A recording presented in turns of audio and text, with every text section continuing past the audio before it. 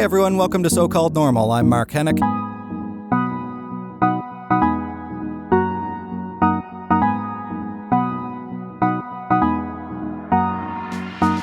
Today on the show, we have Dr. Brian Goldman. Brian is the host of White Coat Black Art on the CBC. It's a really fascinating, long-standing radio show. He's also an emergency room physician. And as we talk about, you're going to hear in our conversation together, when I was preparing to do my TEDx Toronto talk in 2013, Brian's TEDx Toronto talk, which he had done, I think 2 years maybe before me, was one that I watched pretty much on loop. I watched it over and over again. The stories that he tells in his TEDx Toronto talk are compelling on their own. But I loved the structure of it. I loved his storytelling style, his personable nature, his use of, this is all geeky professional speaker stuff, but his use of callbacks, how he sets up something in the beginning and then brings it back at the end. It was just such an emotional and authentic presentation that his and Brene Brown's were probably the most influential in the development of my own talk. So we talked a little bit about that and his life and what brought him to do what he does today. Really fascinating guy. His book is out on April 24th, my birthday actually. So this week you're going to be listening to this on Monday. My birthday, I think it's on Wednesday, maybe. I think that's 24th. Anyway, whatever. After a certain age, you start to lose track of time. Anyway, that's not important. What is important is that you're going to really enjoy the conversation that I had with Dr. Brian Goldman. I know I sure did. So without further ado, here's Dr. Brian Goldman on So-Called Normal. I grew up in North Toronto. I would say I came from a Jewish middle-class family, probably tending to the lower middle-class side of things. But your parents weren't physicians? No.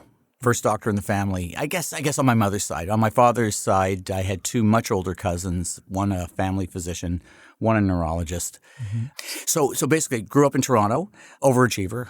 I remember in high school, one of my classmates said that Brian Goldman would study for a blood test.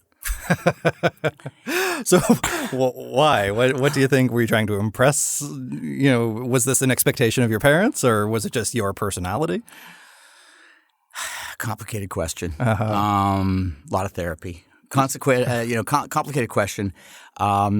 It was, I guess, partly it was peer pressure. I have a competitive streak that sometimes gets me into trouble because it plays against that calm. You can't be calm.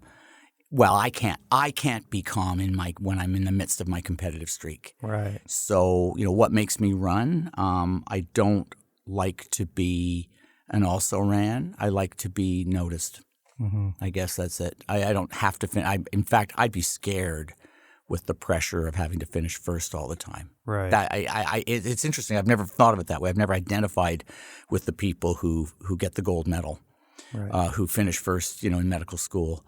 But I want to get noticed. I don't want to be forgotten. I think that's always been, So if I look at a list of acknowledged people, I'd like to be on the list. I'd like to not be forgotten and as if didn't matter. I don't think it takes a psychiatrist to figure out the radio show connection then, but we can get to that maybe because that you've become probably one of Canada's most prominent doctors, if not the most prominent doctor. Right, and that's a really interesting thing because we can segue into that anytime you like, but one of the things about that experience is that, well, okay, so how can you get when you're not aiming to be the best? Right. And I'm into my second marriage. This one's for keeps. My first marriage, one of the best parts of that marriage was the relationship I had with my father-in-law, the late Dr. Martin Jeremias, who was a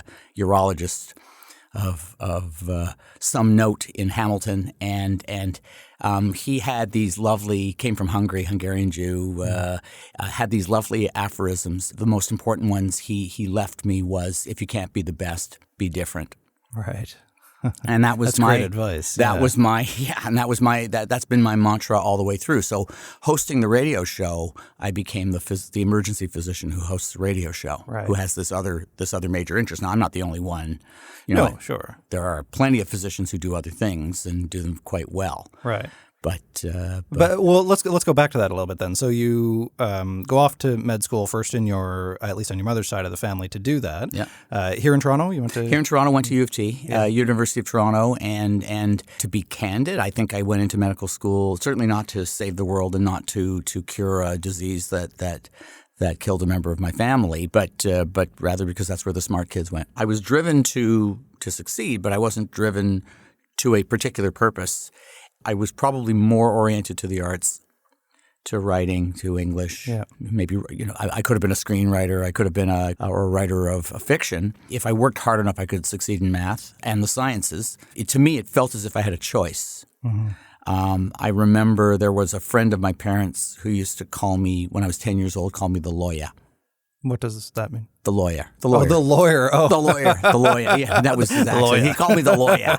And he was, and he, because I was an arguer, because I could argue. And I was probably one of these smart ass kids. No, I wasn't probably. I was one of those smart ass kids who could talk back. Right. But I wasn't, I get threatened sometimes by young kids who it took me a long time to feel secure enough in the presence of a quick-witted person who could find contradictions. Right. And I had to get a lot older and wiser to be able to do that. In fact, when I'm kind of pinned to the wall, when somebody's going after me like a prosecutor, I can get stressed out. Sure. And tongue-tied, and I think one of my worst fears is that I'm going to blow the moment. Right. And not deliver the coup de grace, and now I think of it as the kill shot, which is a terrible thing. I don't actually want to deliver the kill shot. Now that I've written a book about kindness, I shouldn't.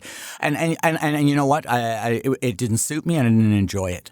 But I can tell you right now, I'm flashing back to being an expert witness on a witness stand and a very good defense lawyer delivering a kill shot to me. Yeah. And what that feels like. And, he was doing his job. He was defending his client. A kind of insult to ego in some ways, I guess, or whether it's making you feel like you didn't win. Does it come back to the competition thing that you couldn't best him? Or is it shame? And it took me a long, long time and a lot of hard work to realize just how shame-prone I am. Sure. And I think that's one of the major reasons why I became what I became. Right. And why I recognize it in other people, because I am shame-prone. Yeah, absolutely. I think anybody who's as defensive as I have been in my life, it's taken me a long time to not be as defensive. You recognize it in other people. Hypersensitivity to criticism, as if that criticism is destroying you, as if what they're doing is they're trying to destroy you.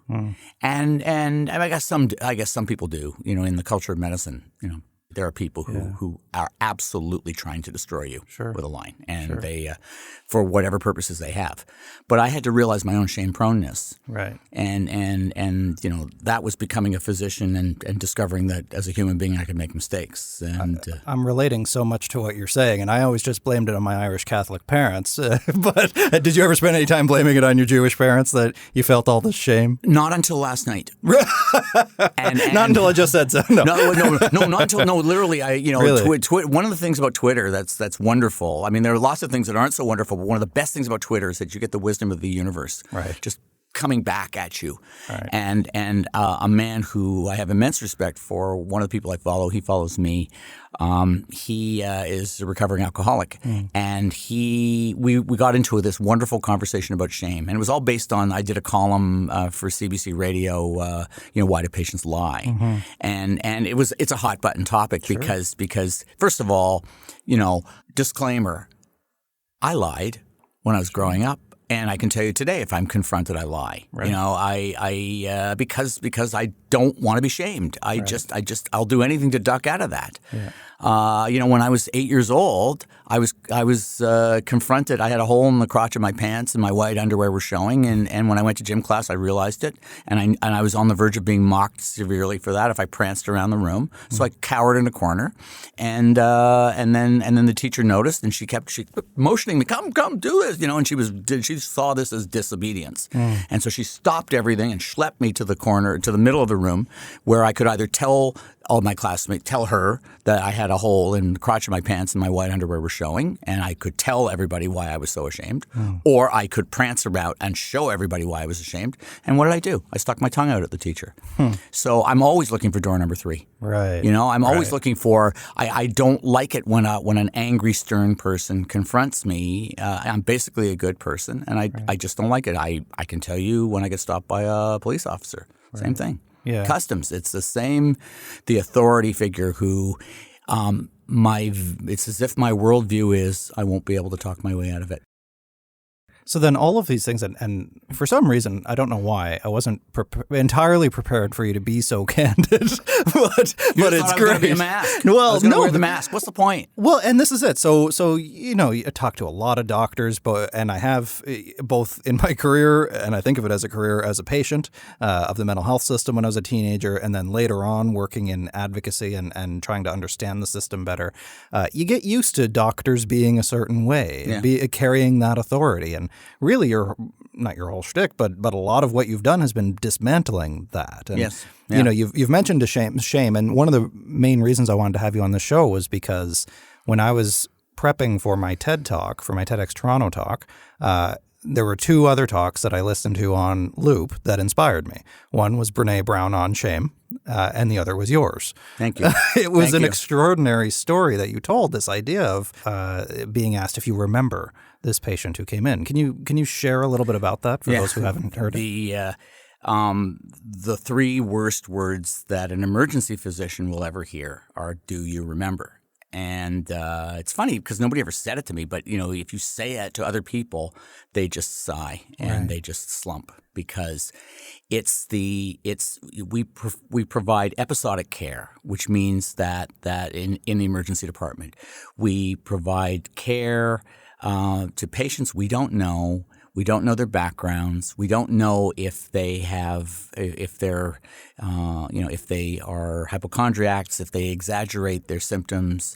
So on the one extreme, you have that. And on the other extreme, you have somebody who only seeks medical attention when they're 5 minutes from death. Right. And they don't. You can't tell. Sometimes you can't tell. You can tell when somebody's an extremist, and you develop an ability to recognize that. But there's this whole cohort of patients who could be a day from death.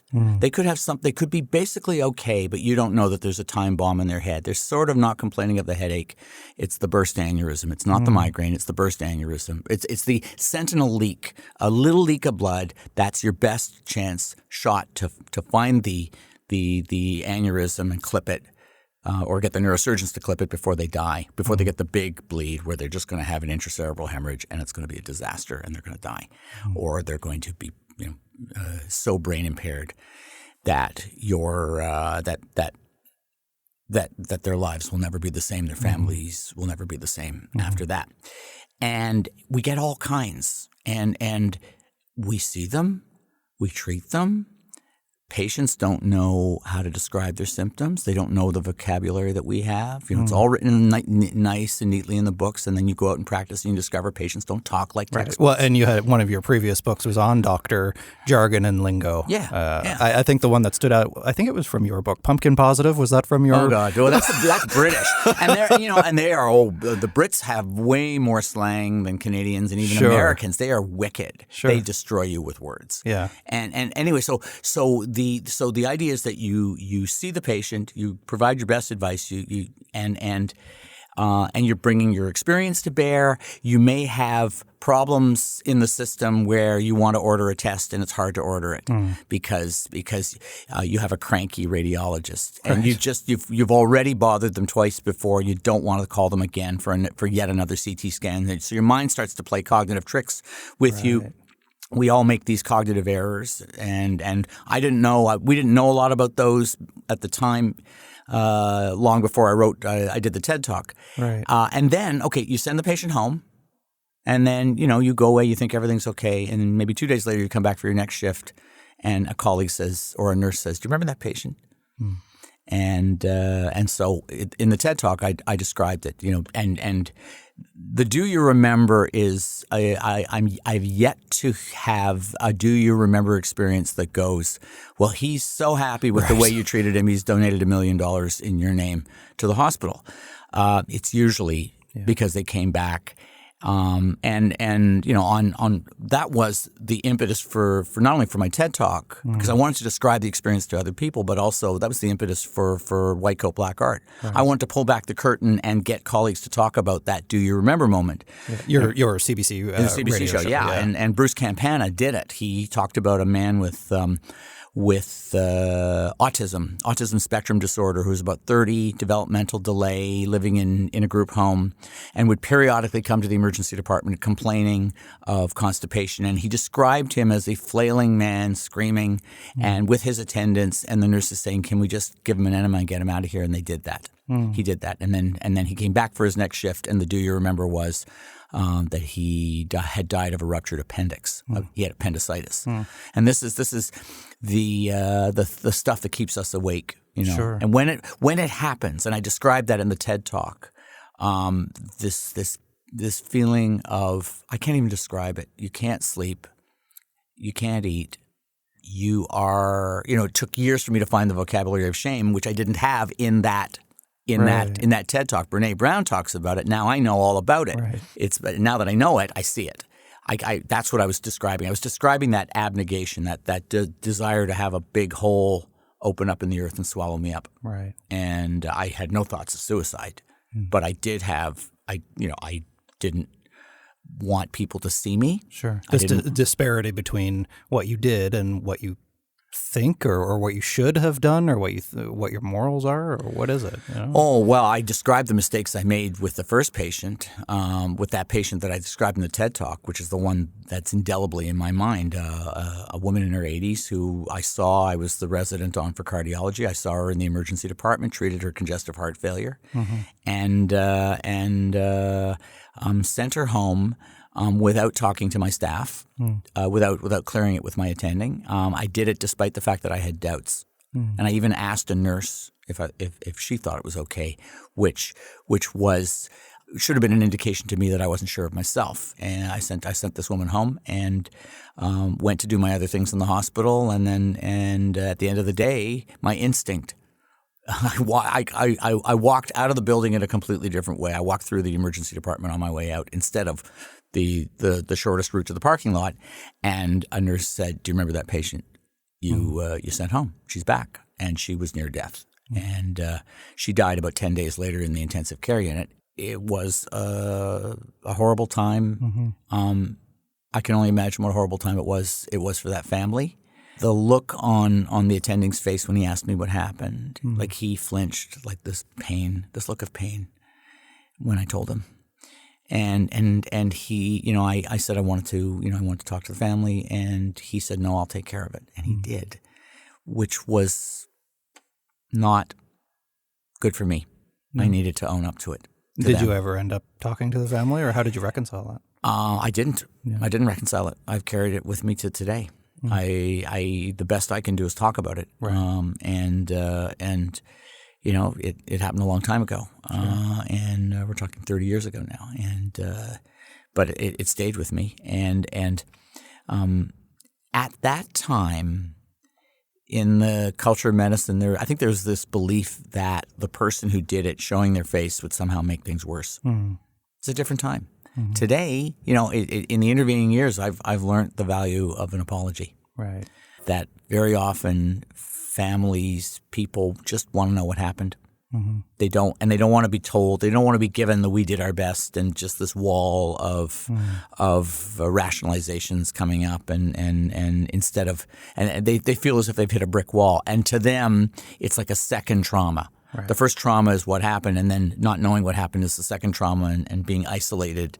And that often happens, when something bad has happened with a patient, now they're in the intensive care unit and they're lingering there near death for weeks, that the attending, the team doesn't talk to them because they kind of throw a wall around them. And that's, I can't make that one go away. Right. What I can do is pay it forward, and so what I'm trying to do is get people like me, get people in the system to acknowledge that shame begets secrecy, and secrecy begets nobody knowing about mistakes and nobody fixing them. Right. Well, and this is it. And it's also not just a self-regulated thing or a self-flagellation for the rest of your life, that the hospital has memories, the community has memories. And you gave this great example of going to a party with the other doctors, I think, and you knowing which, or everybody knowing which one cut the wrong leg off a patient, and everybody knowing. So everybody knows, or not, maybe not everybody, but a lot of them know each other's mistakes and foibles and slip-ups, but it's kind of an unspoken shame, it seems. Oh yeah, and you could look at that two ways. In one, it could be Schadenfreude. It could be, and I, in my kindness book, I was going to have a chapter on Schadenfreude. Feeling pleasure at somebody else's pain, and or the sense of, and there are many reasons for that. It may be that you have low self-esteem, and you see this as an opportunity to cut the other person down to size, and so now the gap between us isn't so great. And I think that I'll cop to that if a colleague shamed me once about a mistake, and then they found themselves wrapped in their own trauma from their own mistake, it would be hard for me to suppress that urge to say good. Good. But you know what? The fact is that could be the moment that the two of us reach out to each other and you say, you know what? I've been there. And one of the ways to repair a relationship, if you do have a relationship that you don't think is as good as you'd like it to be with colleagues or family members, extended family members, is to be unexpectedly kind to somebody, right? Or acknowledge something that they do really well where they didn't see it coming. They didn't see you ever doing that. And it's. I was talking to somebody a few days ago about. There's these scripts that we follow where everybody is supposed to be kind to each other. The hi, how are you doing? Oh, fine, thanks. And nobody actually even hears any of it. Right. But then when you step outside that script, that's when it actually gets noticed. Yeah. So have you had these kinds of experiences in the ER where you're unexpectedly candid or vulnerable or honest with a patient, and and you notice that really breaks down a wall with them? Yeah, it's risky. Sure. It's very risky because the danger is becoming enmeshed in the patient's life, or having them perceive that they have become enmeshed in your life. Right. You're trying to be empathetic, but you're not trying to be their friend. Right. Right. But not to completely destroy what you're talking about. By going to the and we do this in healthcare all the time. We always go to the extreme example that tells us that you can't possibly be right. Right. On the other hand, Brene Brown said, and that TED Talk was about being vulnerable. Right.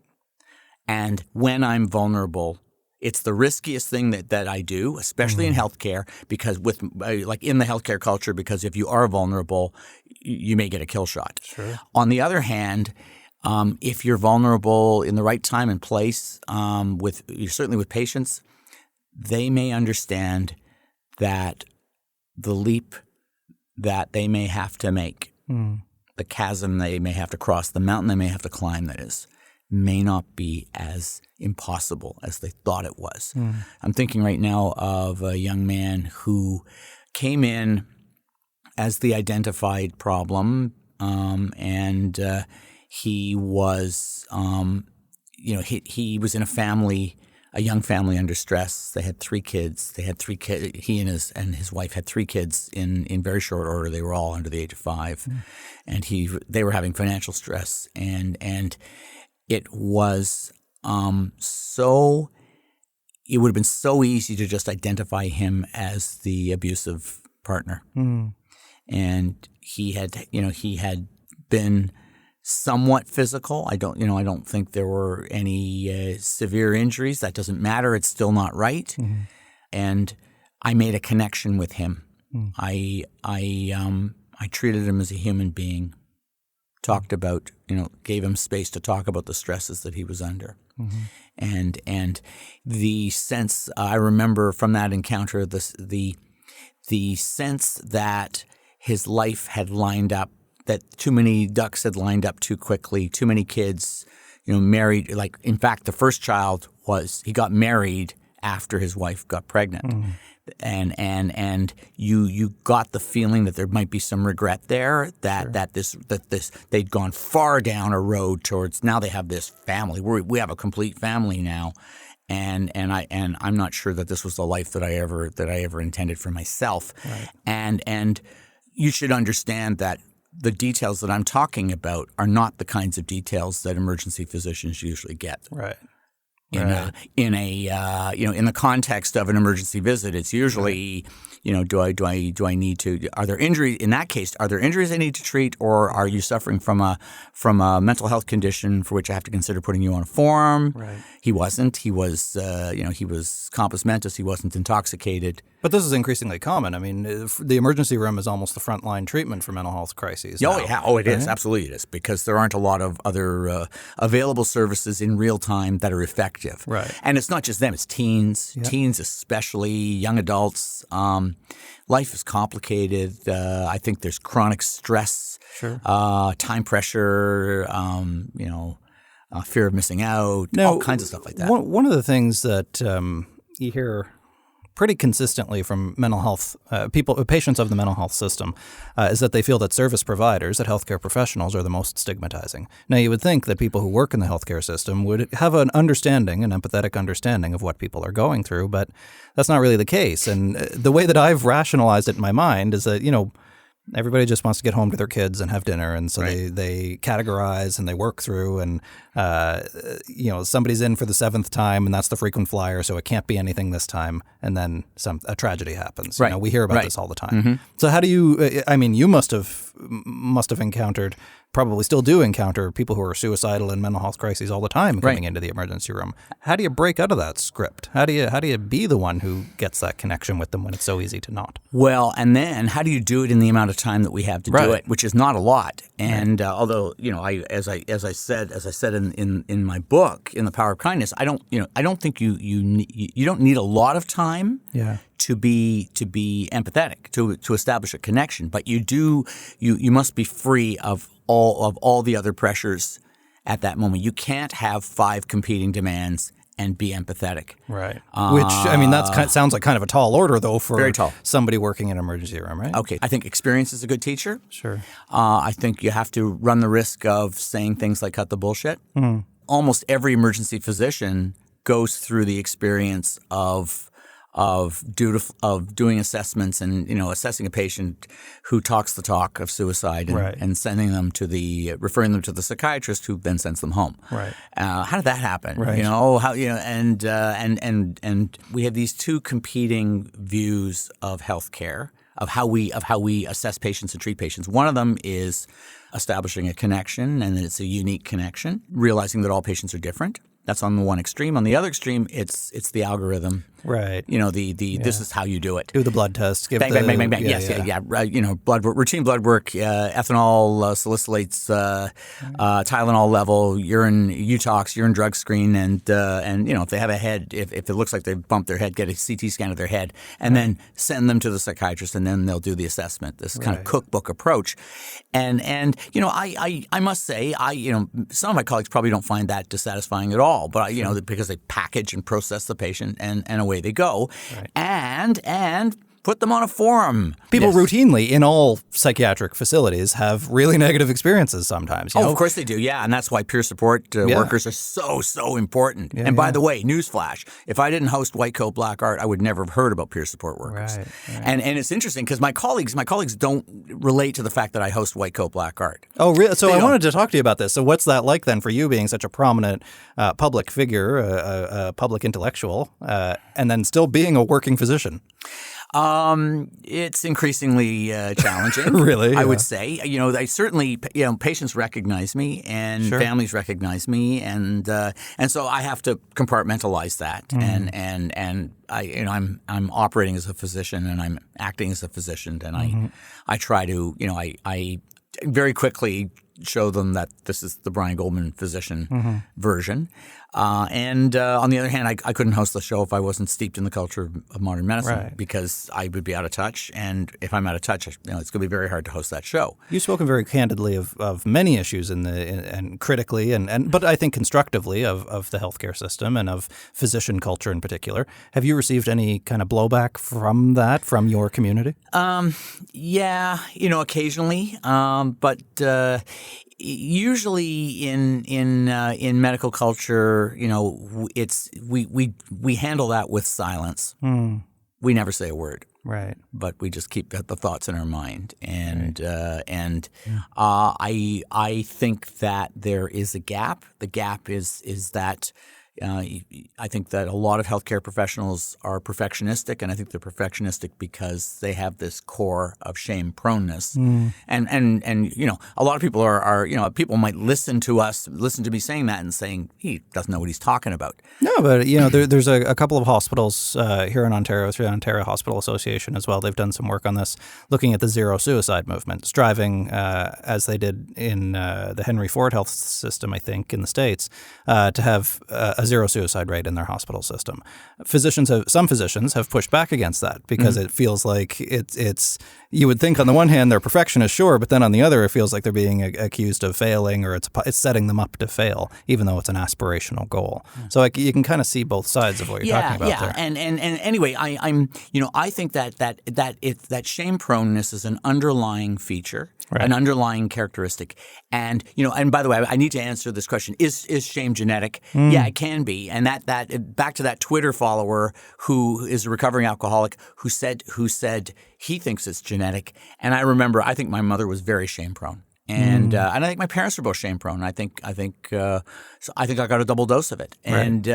And so what does that got to do with healthcare professionals? I think a lot of them become healthcare professionals to do as many good works as they can to try to make up for that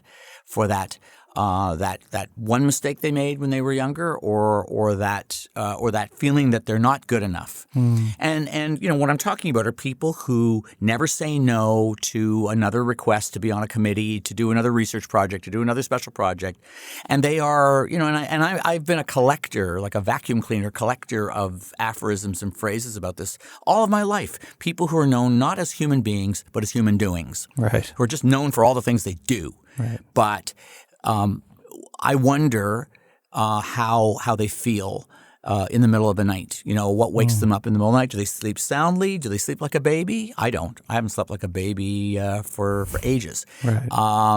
Since I was a baby. Sure. And the other thing I wanted to say about that is that it's a core of insecurity. And as long as they don't make the big mistake, they are smart. Right. And perfectionism is a goal. I don't think it's an achievable goal, but it is a goal. And they are smart enough that they make fewer mistakes than other people. They're hypervigilant, and all may be fine. They may go through their career, but then if fortuna or whatever, a momentary lapse, or they're tired, or they've taken on one task too many, and the big mistake happens on their watch, they may be devastated by it. The weirdest thing is that this could happen to somebody in their 50s, where they've had 25 years where they have top of the class, right? And they've never made a mistake, and or at least they never heard about it, or that they never. Well, that's right, but because it's all about, if shame is about secrecy and silence, and I think now the movement says we're supposed to talk about our mistakes, but remember, you also have lawyers who are telling you that I'd be a bit more cagey than that, and if you find yourself as the only person in the room talking about your mistakes, then you're the only person who makes mistakes. Right. In some and as a result, we see rates of and I don't know if it's always been the case or if it's just being reported more now, but rates of physician burnout and physician suicide seem to be in the media all the time now. The doctors are killing themselves. And do you think that this might be part of the reason? Absolutely. Yeah, I think they are. I think I think we're downloading a lot of responsibility onto younger people. We are, let's add to the incredible burden to be on top of your game in healthcare. Medical knowledge is doubling ever more frequently, ever faster. You're expected to know more. You're expected to be able to do more with your hands, motor skills. You are expected to be vigilant. People don't tell you to feel good if you make a mistake. They continue to inculcate this attitude that you should be very afraid of making mistakes. Right. And add to that how competitive it is to get into medical school, and how and so it's They are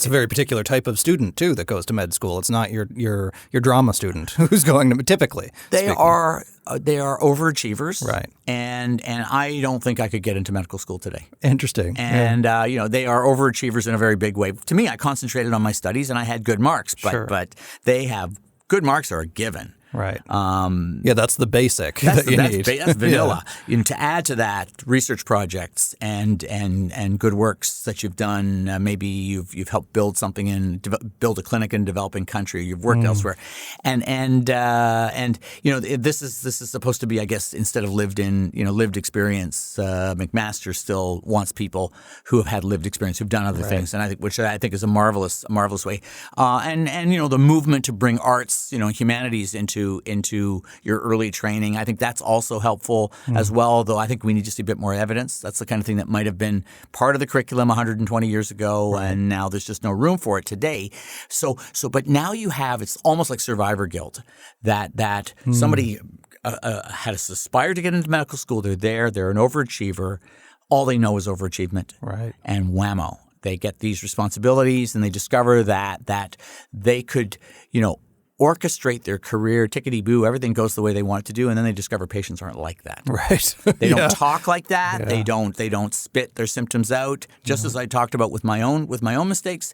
And I think that, I wonder if the culture, if teachers, mentors, if everybody around them are saying you better be worth it. You better be worthwhile, because when I think of the hundreds of people who didn't get into medical school, I guess my people know about that. Well, I was going to say, if Holocaust survivors, sure. I say, parents saying to their children, "I survived the camps for this," for a child who uses drugs, and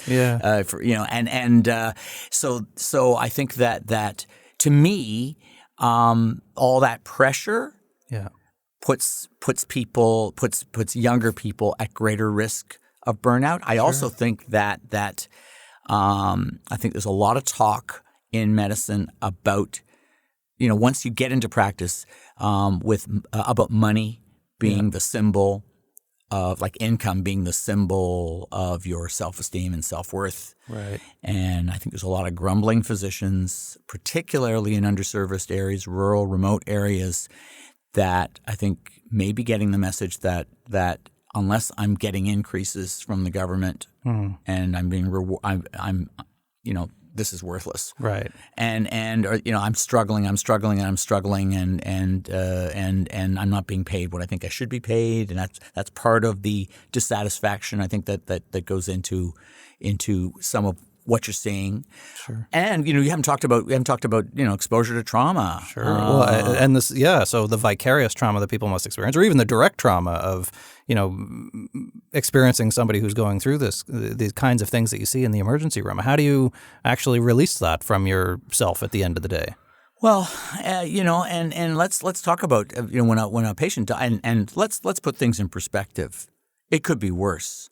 I could practice in Baltimore or in Denver.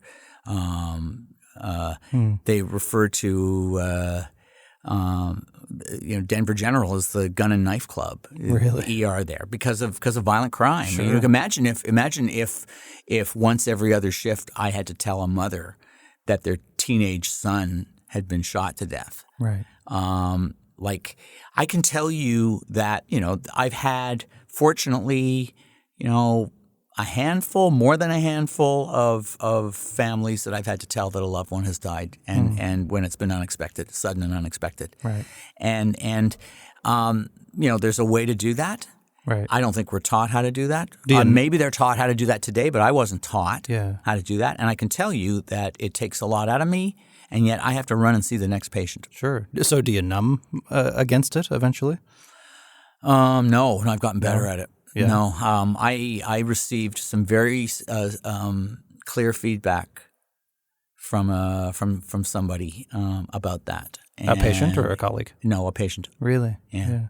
No, not a patient, a family member. Okay. Yeah. And it was a bit indirect, but I got the message, and the message was that do it right, and they'll always remember you. Do it wrong, and they'll never forgive you. Right. And it's I think and this is the empathy part of it. I thought that it was I was too focused on my own distress when I was in the room with the patient, and afraid that they were going to start lunging at me and saying, why didn't you do more? Sure. Hey, you know what? When my father died, in walks the attending physician. My father had been admitted to hospital for just a short number of hours, I guess less than 12 hours. And he had his final heart attack. He was continuing to have chest pain. He was not operable. He was not a candidate for a bypass or for an angioplasty. He was considered too high risk. And basically he petered out. Heart rate went down. His blood pressure went down. And I wasn't even there when it happened. He'd sent us home at like 10 p.m. And like at 2 a.m. I was back seeing my father had died. And in walks the attending physician, not at my hospital, at another hospital. And he's searching my face because he thinks I'm going to lunge at him. That I'm going to start saying, what drugs did you order? And did you consider this? Right. Did you consider that? That you're going to be a doctor instead of a son. Instead of a son. Yeah. And so he was tuned into his own distress. And one of the most important lessons about empathy is that you can't empathize with somebody else, at least cognitively, if you're tuned into your own distress. Right. And so the first thing you have to do is center yourself, try to get rid of all of the competing demands, tell everybody that for the next half hour, this is where I'm going to be. If you need somebody else, now we have double, triple coverage, so you can say, sign up to somebody else while you do it, while you have that conversation with the family, and it's all about them. And I had one really good teacher, the late Dr. Rob Buckman, who taught, wrote books like I Don't Know What to Say and Breaking Bad News, and he lectured gave workshops to many, like thousands of allied health professionals, and also wrote books for families. And he said, when you're in the room with that person, you tell them so that they know, and don't use fuzzy words. Make it very clear, and from that point on, you let them feel the way they're feeling, and you acknowledge how they're feeling. And That was one of the things I think when my mother died a couple of years ago, that she died at home. We talked to her the night before, and we knew that she had some chronic health problems for a while, but so it was sudden. It was very sudden, and ultimately it was labeled sudden death in epilepsy, I think, or SUDEP, I think it's known as. And she had seizures in the past, and they seemed to be increasing in frequency, but nobody really knew why. And I remember distinctly the autopsy took forever because she died at home. But when she came back, it was still it was undetermined, the cause of death. And she gave a very vague kind of answer that, we didn't really find anything. We know what it wasn't. We know it wasn't an aneurysm. We know it wasn't this or that. So we've narrowed it down to this sudden death in epilepsy thing. That answer itself was entirely unsatisfactory for me because I felt like I needed an answer. But the way that she delivered it was a phone call. She was in Halifax. She spent a solid 45 minutes on the phone telling me nothing, but really just answering my questions and sitting with me in that space and saying, look, and being very honest that we don't know why this happened. And I realize that might not satisfy you, but, it is what it is. And I think that helped to comfort it. Did she acknowledge your need to know? She did. And I even said to her, and unfortunately I think I was self-conscious or self-aware enough to be able to say, look, I'm going to have to interrogate you for a little while. It's nothing against you. I trust you. Or I trust your credential. But I just need to do this. And I feel like she understood that. And yeah, I might have explored that a bit gently. You know, Sure. the need to know to what, the need to maybe intervene, Right. the need and how you might have felt as a son who wasn't there, who I think part of me in the grieving process and something so sudden like that, being the youngest, part of the intellectualization, I think, was if I figure out why it happened, maybe I can fix it. Yes, maybe there's still time. Yeah. And how many siblings do you have? I'm the youngest of three. So now that gets to who's the fixer in the family. Right.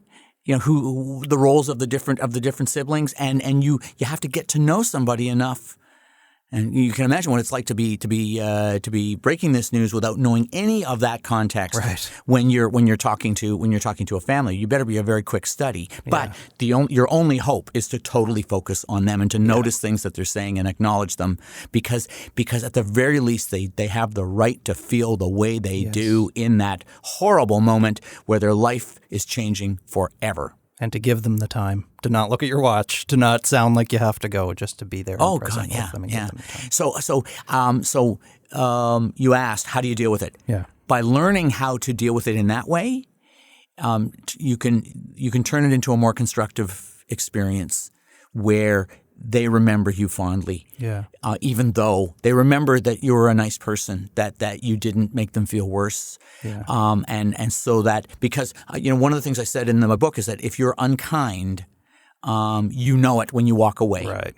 And it doesn't just hurt the person you've been unkind to; it hurts you, your blood pressure, heart rate, you're one step closer to burnout. Yeah. So that's one of the ways that you do it. Now, after, when you go home, you talk about it. I talk about it with my partner, and I think we've had this silence, this confidentiality thing. I think we've carried it to the point of ridiculousness. You need a place where a safe space where you can talk about this, where you can have that Brene Brown moment where someone says, "Me too." Someone says, "Yeah, I did. I felt that way too," and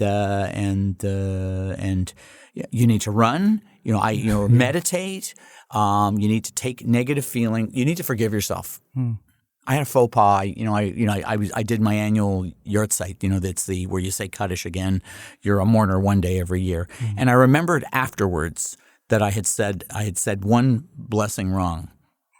I'd said the wrong thing. It was the wrong. I did the wrong time of year. I didn't flip over because I don't go to synagogue often enough to know that it had flipped over into this different prayer instead. And I was shaming myself as I was thinking about it. And then I remembered that the same rabbi who might have flinched kept saying my mother's name wrong. Kept calling her one name instead of another because he never knew her as a person. The entire time he was there, she had dementia and never spoke for herself. So when I forgave myself, I suddenly my perspective opened up, and I was able to remember that other people make mistakes too. Yes. And that was, to me, as fundamental a mistake as getting the prayer slightly wrong.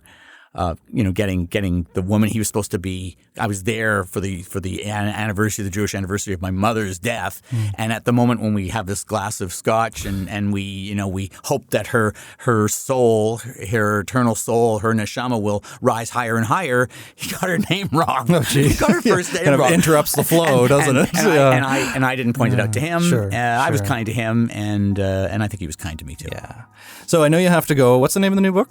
New book is called The Power of Kindness: Why Empathy is Essential in Everyday Life. And it's out now? It is out, published by HarperCollins, hardcover now, softcover in end of April 2019. Great. We'll look forward to reading it. Thank you. Take care. You too. Alrighty, that's my conversation with Dr. Brian Goldman. Go out and buy his new book. Well, it's not new anymore, I guess. It's a re-release of the paperback of his newest book, The Power of Kindness. That's available everywhere on my birthday. Don't forget, April 24th. So I'll be expecting on Twitter, on Facebook, on Instagram, lots of happy birthday wishes. You can follow me at Mark Hennick, at MarkHennick. Please head over to Apple Apple Podcasts if you liked this episode, or even if you didn't, and subscribe, so that way we can have more chances to impress you with more different episodes. We have them every single week, every Monday. Fascinating people from all over Canada, all over the world, talking about mental health, resilience, health care, as we've had a couple of guests like Dr. Goldman, and really chat about some important stuff on the show, and it's been fun to do that. So head over there, subscribe to the show, leave us a rating. A really good rating would be nice too. If you want to try out some free psychotherapy, a free trial of psychotherapy, online, safe, effective, head over to betterhelp.com/Mark. That's betterhelp.com/MARK. Enter the promo code Mark, and you can get a free trial of safe, effective online psychotherapy. Give it a try. You never know if it'll be right for you or not, so check it out. I think that's it. I think I covered all the bases here. Subscribe, rate, go to BetterHelp, like me, wish me happy birthday, please clap for me, whatever else you feel. All right, that's it. I better get out of here. This has been So Called Normal. I'm Mark Hennick. Take care.